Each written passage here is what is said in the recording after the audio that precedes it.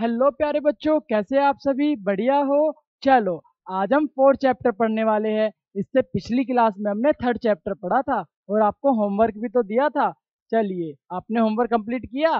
Very good बच्चों, आज हम फोर्थ चैप्टर पढ़ेंगे जिसका नाम है काम न करने के उपाय। ये कहानी है एक छोटी सी। इसमें बताते हैं जो काम नहीं करना चाहता वो कैसे कैसे उपाय बताते हैं, कैसे कैसे नाटक बनाते हैं कि मुझे काम ना करना पड़े। चलिए समझते हैं कौन कौन से वो बात बोलते हैं वो लोग जो काम नहीं करना चाहते, जो काम चोर होते हैं। बच्चों, पढ़ना स्टार्ट करते हैं। ध्यान से समझना, क्योंकि इसमें कुछ मुहावरों का भी प्रयोग किया गया है जिन्हें आप ध्यान से सुनोगे तभी समझ पाओगे। चलिए, इसमें बताया बच्चों, काम ना करना भी एक बहुत बड़ा काम होता है। काम न करके आप चैन से नहीं बैठ सकते। सच तो यह है कि काम न करने वाला बड़ा बेचैन रहता है। पेश है कुछ ऐसे ठोस उपाय जिन्हें अपनाकर आप काम न करते हुए भी चैन से बंसी बजा सकते हो। Very good. सर्वप्रथम काम न करने का दर्शन समझिए। एक बार दार्शनिक स्तर पर मानसिक मजबूती आ गई तो काम न करते हुए भी आपको झिझक नहीं होगी। कहते हैं जितना अधिक काम करेंगे गलतियां उतनी अधिक होगी। ऐसे में कम काम करेंगे तो कम गलतियां होगी और काम नहीं करेंगे तो गलतियां होगी ही नहीं। अतः काम न करना ही श्रेष्ठ कर है। श्रेष्ठ कर की मतलब क्या होता है बच्चों? ठीक है, वेरी गुड। काम न करने के लिए पहला व्यवहारिक उपाय, पहला उपाय कौन सा करते हैं वो लोग जो काम नहीं करना चाहते? वो होता है व्यवहारिक उपाय। यह है कि काम को समझते हुए भी उसे न समझ पाने का अभिनय करना, नाटक करना। मतलब उसको काम समझ में आता है लेकिन उसे करना नहीं है, इसलिए वो नाटक करता है और बोलता है मुझे ये समझ नहीं आ रहा, मैं ये कर नहीं पा रहा। ऐसे ऐसे उपाय सोचते हैं और ऐसे ऐसे नाटक करते हैं। मुझे पता है आप लोग अच्छे से समझ रहे हो। फिर क्या हुआ बच्चों? वह भी उस सीमा तक, एक सीमा होती है इसकी भी, कहा नाटक करने की, किस सीमा तक? कि जब तक बताने वाला यह सोचने लगे कि इससे काम कराने से अच्छा तो खुद ही काम कर लो, वो ही बेहतर है। काम ना करने का दूसरा सरल उपाय बच्चों, ये तो आपका पहला था कि काम कर मुझे समझ आ रहा है लेकिन मैं अभिनय कर रहा हूँ, नाटक कर रहा हूँ कि मुझे नहीं आ रहा। अब दूसरा उपाय सुनिए कि वो जो काम नहीं करना चाहते वो कौन सा दूसरा उपाय बताते हैं। दूसरा उपाय है दिए हुए काम की जलेबी बनाना। इसका क्या मतलब है? इसका मतलब है काम करने की बजाय इतना उलझा देना, इतना उल्टा सीधा मतलब समझा देना सामने वाले को जिसने हमें काम दिया है कि वो अपने ही मतलब कि इतना उलझा देना कि काम बताने वाला अपनी ही बात का और छोर न ढूंढ पाए। और छोर मतलब उसका पहला कोना और दूसरा कोना ही नहीं ढूंढ पाए कि मैंने इसको काम बताया क्या था, इतना उलझाने दे। ये दूसरा उपाय है। ऐसे ही काम न करने का तीसरा उपाय बच्चों, तीसरा उपाय कौन सा है? ना करनी नहीं फली तोड़नी नहीं, ना करनी नहीं, ना करनी नहीं फली तोड़नी नहीं। ये एक मुहावरा है बच्चों। ना करनी नहीं है मतलब काम को मना करना भी नहीं है और फिर काम करना भी नहीं है, फली तोड़नी भी नहीं है। आप समझ में आया ना? चलिए इसको समझते हैं। इस उपाय में काम करने के लिए मना नहीं किया जाता, बस हर समय काम में लगे रहने का नाटक किया जाता है। अपना मतलब क्या है, दर्शाया जाता है कि मैं काम में बिजी हूँ, लेकिन वो बिजी नहीं रहता, वो सिर्फ नाटक करता है, जताता है और काम भी नहीं किया जाता, बस हर समय काम में लगे रहने का नाटक किया जाता है।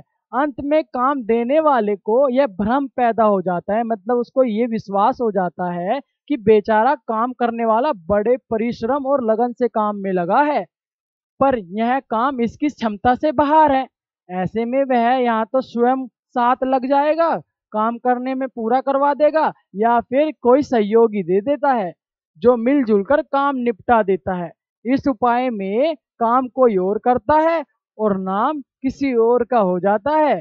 सच पूछिए तो काम न करने का यह बड़ा ही लाभकारी उपाय है। कुछ लोग काम न करने के लिए बीमारी का बहाना बनाते हैं, लेकिन काम से बचने का यह बेहद लचर और घटिया उपाय है। यह अधिक समय तक प्रभावी नहीं रहता, अधिक समय तक नहीं चलता ये उपाय। कई बार इसमें लेने के देने पड़ जाते हैं। काम न करने का नो मन तेल और राधा उपाय भी एक श्रेष्ठ उपाय है। इसमें काम करने से पहले ऐसी ऐसी शर्तें रखना है कि काम बताने वाला पानी मांग जाए। पानी मांग जाए मतलब ये भी एक मुहावरा है। पानी मांग जाए मतलब वो कि हार मान जाए। Very good. इस उपाय को अपनाने के लिए आपको बाल की खाल निकालनी आनी चाहिए। ऐसे में नियमों की उल्टी सीधी व्याख्या करने में प्रांगत होना पड़ेगा, बड़ा काम आता है। वैसे कहते हैं जो इस कला में निपुण हो जाते हैं उनसे काम खुद घबराता है। ऐसे लोगों से काम को डर लगा रहता है कि उनके हाथों में पहुंचते ही अर्थ का अनर्थ होकर रहेगा। ये आपको समझा? ये कौन कह रहा है? जो काम नहीं करना चाहते उनसे काम भी घबराता है कि मैं अगर इसके हाथ गया तो ये अनर्थ कर देगा।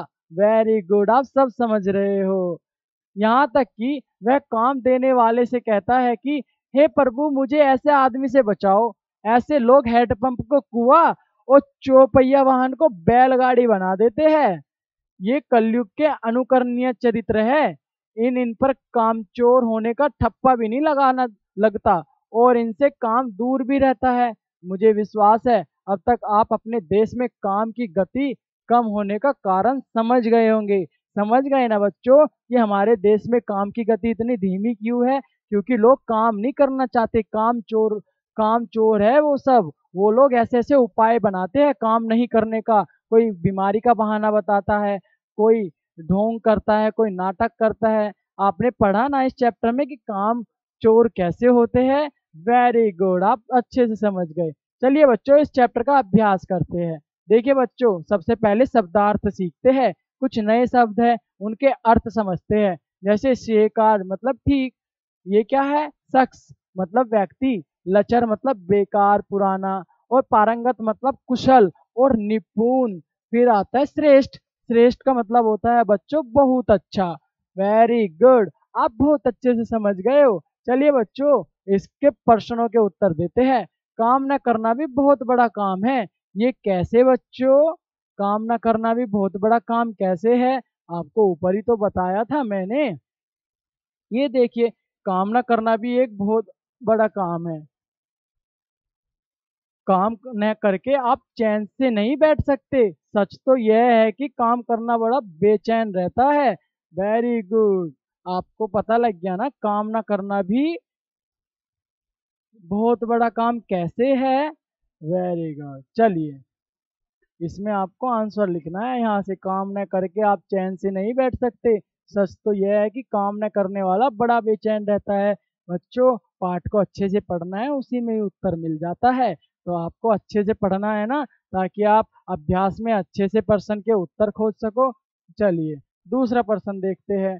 दूसरे प्रश्न में क्या है? दूसरा प्रश्न कह रहा है काम न करने का पहला व्यवहारिक उपाय कौन सा था? पहला व्यवहारिक उपाय अभी बताया ना बच्चों। ये वाला व्यवहारिक उपाय यह है कि काम को समझते हुए उसे न समझ पाने का अभिनय करना। मतलब काम तो हमें समझ में आ रहा है लेकिन मैं नाटक कर रहा हूँ कि काम मुझे समझ नहीं आ रहा। ये पहला व्यवहारिक उपाय है। वेरी गुड, इसका उत्तर लिख देना है दूसरे प्रश्न पे। ना करनी नहीं, ना करनी नहीं, फली तोड़नी नहीं। लोकोक्तियों को काम करने के लिए किस प्रकार उपयोग में है? इसका आंसर कहाँ है बच्चों? हमें कहाँ मिलेगा? वेरी गुड, यहाँ पे मिलेगा। ना करनी नहीं, फली तोड़नी नहीं। इस उपाय में काम करने के लिए मना नहीं किया जाता और काम भी नहीं किया जाता। बस हर समय काम में लगे रहने का नाटक किया जाता है। वेरी गुड, ये उत्तर लिखना है आपको तीसरे में। लिख लोगे ना? बहुत अच्छे। बीमारी का बहाना आजकल बेकार क्यों माना जाता है? बताओ बच्चों बीमारी का बहाना क्यों बेकार माना जाता है? क्योंकि हर कोई विश्वास नहीं करता और बीमारी तुरंत चेक भी तो हो जाती है। गुड, ये ऐसे ही इसलिए इसको बेकार माना जाता है बीमारी का बहाना। जो बोलता है ना आज मेरे पेट में दर्द हो रहा है, आज मुझे काम नहीं करना, तो लोग समझेंगे नाटक कर रहा है। अगर वो तीन उपाय जो बताए पाठ में उसे बोले तो कोई भी ये नहीं कहेगा कि ये कामचोर है। वेरी गुड, लेकिन वो रियलिटी में कामचोरी ही कर रहा है, वो नाटक कर रहा है उन उपाय का प्रयोग करके जो हमने पाठ के अंदर पढ़ा है। समझ गए ना? बहुत अच्छे। चलिए सही विकल्प पर चुनते हैं। यह पाठ एक क्या है बच्चों? ये क्या है? व्यंग्य रचना है, इस पे टिक लगाना है। लोकोक्ति पूर्ण करे। ना तो मन तेल होगा और ना क्या राधा नाचेगी। Very good. देश में काम की गति धीमी होने के क्या कारण है बताओ बच्चों? काम चोरी। वेरी गुड, आपने सही टिक लगा दिए। सोच कर लिखना है बच्चों यहाँ पे। इस पाठ में लेखक ने किन व्यक्तियों को व्यंग बाण का निशाना बनाया है? कामचोर व्यक्तियों को। गुड। हमारे दफ्तरों में काम की गति धीमी क्यों है? क्योंकि वो लोग अलग अलग उपाय बनाते हैं काम चोरी के, इसीलिए तो काम की गति धीमी है हमारे देश में। गुड। लोगों में काम के प्रति रुचि बढ़ाने के लिए क्या प्रयास किए? ये बच्चों आपको सोचकर लिखना है कि लोग काम करने में इंटरेस्ट लेने लगे, काम वो जल्दी जल्दी करने लगे, काम चोरी ना करे, तो उनके लिए क्या करना चाहिए वो आप सोच कर लिखो। इसमें लिखोगे ना, बहुत अच्छे। बच्चों बताओ, क्या आपके संपर्क में कोई ऐसा व्यक्ति आया है जो पाठ में दिए गए उपायों में से किसी उपाय को अपनाकर काम करने से बचता हो? 3 उपाय बताए थे ना। कोई है आपका दोस्त या आपके कोई जानने में कोई ऐसे काम चोरी करता हो? उनका नाम लिख दो इसमें और बता दो कि तुम ऐसे ऐसे काम चोरी करते हो, ये वाला उपाय लगाकर। बहुत अच्छे। बताओ बच्चों, क्या होगा यदि सभी व्यक्ति इस तरह की सोच रखने लगे, सभी लोग काम चोरी करने लगे? क्या होगा? हमारा देश कभी तरक्की नहीं करेगा। सब लोग काम चोर बन गए तो काम ही कौन करेगा फिर? Very good. चलिए बच्चों, व्याकरण की बात है। इस पाठ में कुछ लोकोक्तियों का प्रयोग हुआ है, उनके अर्थ समझकर इनमें वाक्य बनाओ। ना करनी नहीं, फली तोड़नी नहीं। बताओ बच्चों, इससे क्या समझे आप? ना करनी नहीं, फली तोड़नी नहीं, इसका मतलब इस उपाय में काम क्या होता है? आपको काम करना भी नहीं होता और आपका काम से बच भी जाते हो। Very good. और आप मना भी नहीं करते, किसी को मना भी नहीं करते और आपको काम करना भी नहीं पड़ता। बहुत अच्छे। चलिए आगे वाला आपको सोल्व करना है, क्योंकि ये आपका होमवर्क है। अब दिए गए शब्दों से शुरू होने वाली लोकोक्तियां ढूंढ कर लिखे। आम, हाथी, जल और अंधा। इससे भी आपको एक क्या लिखना है? जैसे ना करनी नहीं, फली तोड़नी नहीं, ये क्या है? लोकोक्तियों है। अब आपको इन शब्द से शुरू होने वाली आपको खोजना है बुक्स में, या आप किसी टीचर की मदद करो, टीचर की मदद लो, या फिर किसी बड़े की। आपको उनसे पूछकर इसे कंप्लीट कर लेना है। चलिए, कर लोगे ना? बिल्कुल करोगे, मुझे विश्वास है। बच्चों नीचे कुछ वाक्य दिए हैं। सीता लिख रही थी, वह तेजी से आया और सोफे पर परस गया। माँ जो भोजन पकाएगी उसे हम खाएंगे। इस पर क्या करना है?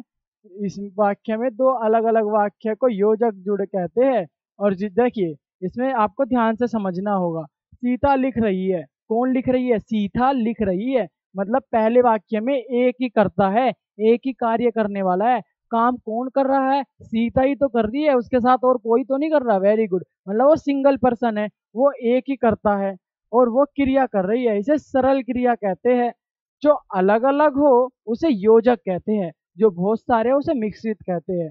यहाँ पे ना सरल वाक्य लिखना है। सरल वाक्य मतलब जैसे सीता लिख रही है, यहाँ पे किसी और का नाम लिख सकते हो। क्या कर रही है? सीता लिख रही है, यहाँ पे कर सकते हो सीता पढ़ रही है, मतलब सीता पढ़ रही है, सीता स्कूल गई है। ये सब एक सिंगल वाक्य है।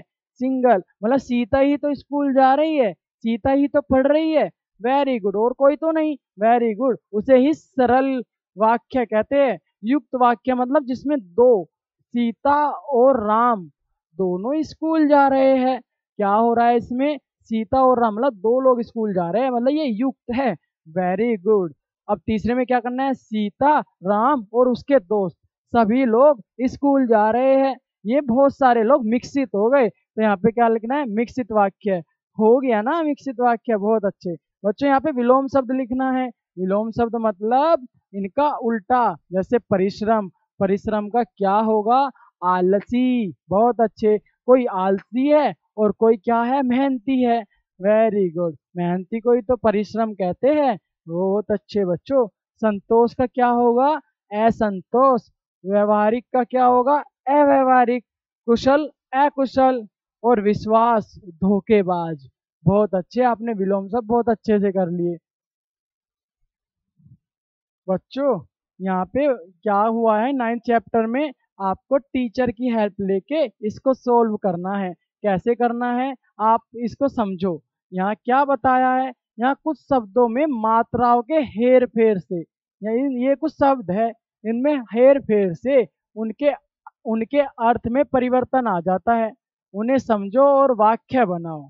अगर हम इनमें हेर फेर करें तो इनके परिवर्तन आ जाएगा, इनके शब्द में बदल जाएगा इनका अर्थ, और उन अर्थ से क्या करना है, वाक्य बनाना है। जैसे टैक्स है, टैक्स क्या होता है, कर होता है। अगर हम इनकी मात्रा में हेर फेर करें तो इसका अर्थ बदल जाएगा और फिर उससे वाक्य बनाना है। ये आपको टीचर की हेल्प लेके, अपने व्याकरण वाले टीचर की हेल्प लेके क्या करना है, वाक्य बनाने की कोशिश करनी है। करोगे ना, वेरी गुड बच्चों। चलो हम नेक्स्ट चैप्टर पढ़ेंगे अगली क्लास में। कौन सा, 5वां चैप्टर।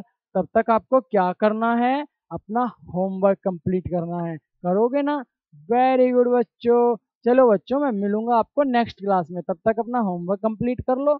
ओके, बाय बाय प्यारे बच्चों।